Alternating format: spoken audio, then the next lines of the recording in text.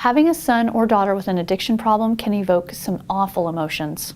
Believing that it is your fault is natural, because after all, parents are responsible for the way their children turn out, right? Of course, as a rule, you are one of the biggest influences on how your son or daughter turns out. But when it comes to addiction, it does not go by that set of rules, or any rules for that matter. Addiction does not discriminate whose lives it chooses to affect. Carrying this belief with you on a day-to-day basis can be exhausting, debilitating, and shameful.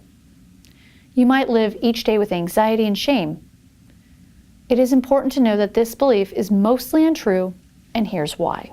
If you walked into a treatment center today and you sat down with a large group of people who are suffering from substance use disorders and asked them all about their upbringings, you would see that addiction happens to people from all backgrounds. There is no one cause or traumatic event that for sure will lead to addiction. There are people who have experienced extreme traumatic events in their life, and they do not end up becoming addicted to drugs or alcohol. This may lead you to feel that you are the one who must fix it.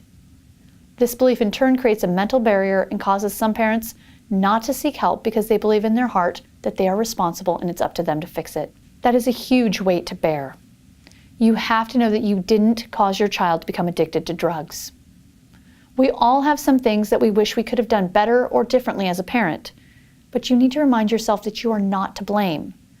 Addiction is a disease, and blaming yourself for it will only pile on hurt after hurt. You cannot fix or end your son or daughter's addiction. He or she will have to enter into treatment and start working recovery on their own willingness. You can be there to support your son or daughter in doing the right thing, but you can't fix it for them.